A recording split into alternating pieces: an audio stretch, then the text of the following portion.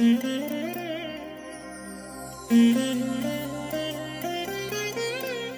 దినం పరము నుండి దిగివచ్చు మాట. ఇది నీ జీవితానికి వెలుగుల బాట. నీ ఒడిలో ఉంచబడిన దీవెనల మూట, అద్భుతాల ఆనంద ఊట. ఏప్రిల్ 22 సంవత్సరమంతా మీరు బైబిల్ చదివి ముగించడానికి ఈరోజు మీరు చదవలసిన లేఖన భాగము ఉదయం 2వ సమూయేలు గ్రంథం 14 మరియు 15 అధ్యాయములు, సాయంత్రం లూకా సువార్త 17వ అధ్యాయము 1 నుండి 19 వచనం వరకు. ప్రియమైన దేవుని బిడ్డలారా, ఈ ఉదయకాల సమయంలో పరలోకపు మహిమ మీ మీదికి బలముగా దిగివచ్చునుగాక. మీరు కోరిన త్రోవలో ఆయన మిమ్మల్ని నడిపించి తన చిత్తానుసారమైన ఫలములను మీకు సమృద్ధిగా అనుగ్రహించాలని ప్రభు యొక్క సన్నిధిలో మీ కొరకు ప్రార్థన చేస్తున్నాం. ప్రభు తన విశేషమైన కనికరం మీకు చూపిస్తాడు. ధైర్యంతో ప్రభు యొక్క కృపను ఆధారం చేసుకొని ముందుకు సాగి వెళ్ళండి. ఆత్మీయ జీవితంలో ఎన్నడూ కూడా మీరు వెనుదిరగవద్దు. మీరు ముందుకే సాగి వెళ్ళాలి. ఎక్కడ ఆగిపోవద్దు. ఆగిపోవడానికి మీ యొక్క మనస్సుని ఎంతమాత్రం అటువైపు మళ్లించవద్దు.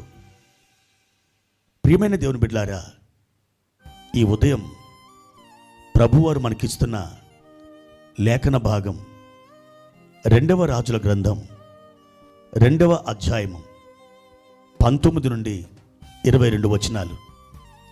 ఆ వాక్య భాగంలో మనకు ఒక గొప్ప దైవజనుడు కనిపిస్తున్నాడు. అతని పేరు ఎలీషా. ఈ ఎలీషా తన యొక్క యాత్రలో సాగి వెళ్తూ అతడు యెరికో పట్టణానికి వచ్చాడు. ఆ యెరికో పట్టణస్థులు ఎలీషాను చుట్టుముట్టి అన్నారు, ఏలినవాడా, ఈ పట్టణం చూడ్డానికి చాలా రమ్యమైనదిగా కనిపిస్తుంది, కానీ ఇందులో ఉన్న నీళ్లు మంచివి కావు, అవి చెడ్డవి. అందువలన భూమి నిస్సత్తువగాను నిస్సారముగాను మారిపోయింది. ఈ విధంగా ఆ పట్టణస్థులు ఎలీషాతో ఆ సమస్యని చెప్పుకుంటూ వచ్చారు. అప్పుడు ఎలీషా ఒక కొత్త పాత్రను తీసుకొని అందులో ఉప్పు వేసి ఆ నీటి ఊట యొద్దకు వెళ్ళి అందులో వేసి, దేవుడు ఈ నీటిని బాగు చేసి ఉన్నాడు, ఇక మీదట మీరు ఈ నీరు తాగినప్పుడు ఏమాత్రం కూడా మరణం కారు, మీకు మరణం సంభవించదు అని దేవుడు అతనికిచ్చిన ఒక దైవ ప్రవచనాన్ని వారికి సెలవీయడం జరిగింది, వారికి చెప్పడం జరిగింది. ప్రియమైన దేవుని బిడ్డలారా, ఆ రోజు నుండి ఆ నీళ్లు మంచినీళ్ళుగా మారిపోయినాయి. ఆ నీళ్లు త్రాగి ఇంకెవరు చనిపోలేదు. అంతకుముందైతే ఆ నీళ్లు తాగినటువంటి వారు చనిపోతూ ఉన్నారు, మరణం సంభవిస్తూ ఉంది. అయితే నా ప్రియమైన దేవుని బిడ్డలారా, ఇలాంటి మరణం సంభవిస్తున్నప్పటికీ ఆ పట్టణపు నీళ్లు మంచివి కావు అని వారు ఎరిగినప్పటికీ వాళ్ళు అక్కడే ఉండిపోయారు. ఆ పట్టణాన్ని వదిలిపెట్టి బయటికి రావడానికి ఎంతమాత్రం వారికి ఇష్టపడడం లేదు. అయితే ఎలీషా వచ్చేంత వరకు ఆ సమస్య అలాగే ఉండిపోయింది. ఎప్పుడైతే ఎలీషా వచ్చాడో ఆ సమస్యకు ఒక విరుగుడు సంభవించింది.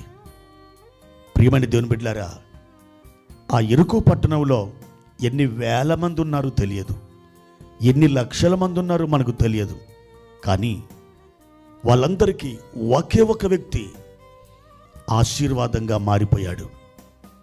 ప్రియమైన దేవుని బిడ్డలారా, ఆ మనుష్యుడు అనగా ఆ ఎలీషా వచ్చేంత వరకు ఆ సమస్యల వలయములో వాళ్ళు బాధపడుతున్నారే కానీ ఆ బాధ నుండి ఎంత మాత్రమును వారు బయటపడలేదు. ఈరోజు నిన్ను కూడా దేవుడు ఒక ఎలీషాగా చూస్తున్నాడు.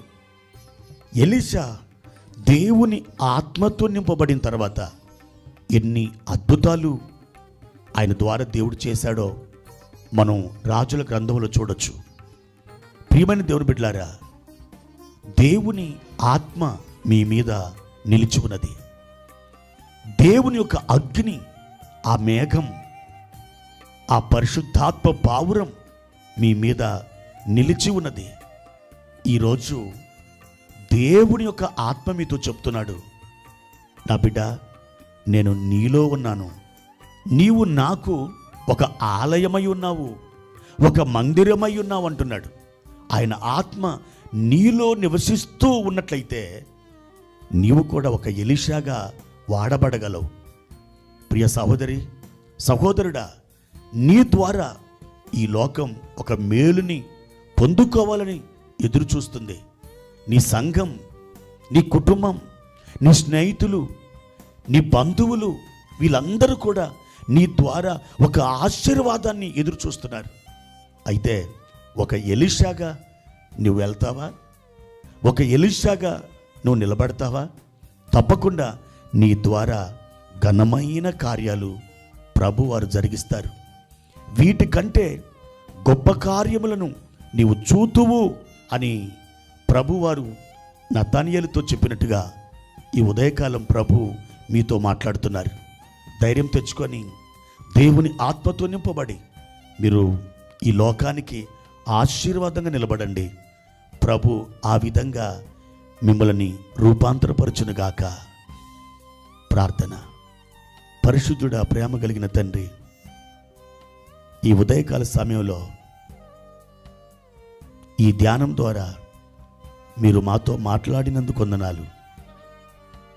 మా తండ్రి, ఈ ధ్యానం వింటున్న మా ప్రియులు ఒక ఎలీషాగా నిలబడి ఈ లోకానికి, ఈ లోకములోని ప్రజలకు మేలుగా మారడానికి, ఆశీర్వాదంగా వారు రూపాంతరం చెందడానికి సహాయము చేయమని యేసుక్రీస్తు దివ్యనామములో ఈ ప్రార్థన అడిగి వేడుకుంటున్నాను తండ్రి. ఆమెన్.